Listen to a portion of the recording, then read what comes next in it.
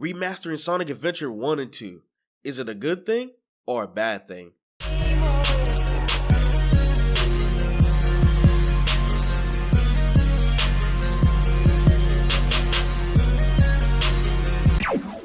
Before we start this video, let me give a big shout out to my boy Jaden2602 for giving me the idea for this video. He not only makes Sonic videos, but he also makes Kingdom Hearts videos and a whole lot more as well. His channel will be in the link in the description below, but when y'all stop by, make sure to tell him that good old Sage sent y'all. So without further ado, let's begin. In 2017, Sony fans and fans of Crash Bandicoot in general were given the beautiful essence, which is Crash Bandicoot and Sane Trilogy, bringing back the three best games of Crash and just giving it a huge makeover with update graphics, but it plays exactly just like the original trilogy of Crash games, selling over 2.5 million copies only on PS4. Now that's a crap ton. It's even being released on multi-platforms for even more money for the Bandicoot. Hell, not everyone's favorite purple dragon Spyro is hopping on the remake train with the upcoming Spyro Reignited trilogy.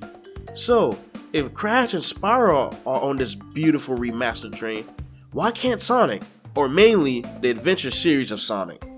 There are both goods and bads with Sonic's remastering, but of course, let's start off with the good. We all know that Sonic Team from Sonic Adventure 1 and 2 is long gone, and there's a new generation of Sonic Team members that are mainly experienced with the Boost formula games such as Sonic Forces, Sonic Generations, and so on. But trying to remake these games allows the new team to at least build or modify a new engine that plays exactly the same as Sonic Adventure 1 and 2, which in turn gives the new team a feel of how the adventure formula works, which in turn gives Sega and Sonic Team the courage to release a potential Sonic Adventure style game. No, I don't mean Sonic Adventure 3 either, just a game that's in the adventure style, not exactly a sequel, but can play like Sonic Adventure 1 and 2. This has a good and a bad side, but of course we're talking about the good side right now. With the adventure formula back into play, this allows Sega and Sonic Team to split the team again, which will keep most Sonic fans satisfied, which of course is impossible nowadays. The Boost Formula team will of course stick with the Boost Formula games, which allows more speed stages and speedsters that love those style of stages. The same can be said with the adventure style and 2D style, which can mainly focus on creating new and bigger stages for more platforming while being respective to each gameplay style. Just like how Sega and Sonic Team hired Christian Whitehead and his team to create Sonic Mania, literally a game made by the fans, for the fans, Sega can search for and hire more fans that create 3D or adventure style Sonic fan games, and in return, it helps bring in more young and fresh ideas for the adventure style of Sonic games to be made and brought into the future. Possibilities are really endless with more and young creative people that are at least familiar with this style and who love this style, who want to expand it even more. That's just a plus side to this even more. Now that we see and have the positives, let's take a look at the negatives that these remasters can cause.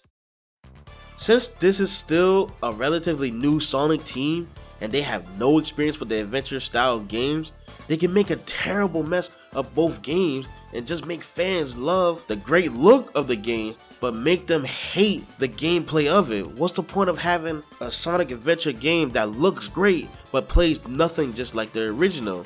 Which in turn makes Sega completely give up on the Sonic Adventure formula in general, never to return.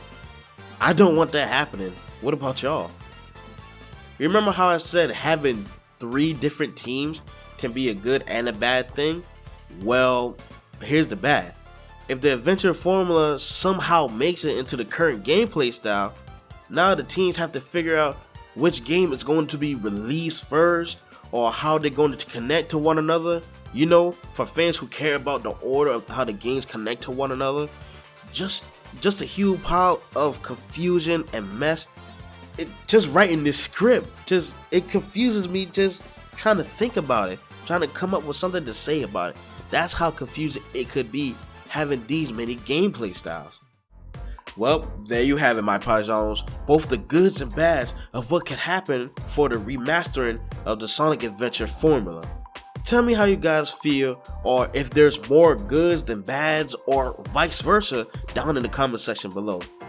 But I hope you guys did enjoy this video. If you did, remember to smash that like button for me. And if you're new, I do hope you consider subscribing and becoming a paisano, just like my whole squad. Anyways, you guys, it is our Ultimate Sage 626 here. I hope you guys enjoy the rest of y'all day, week, and whatnot. And I hope to see you paisanos in the next video.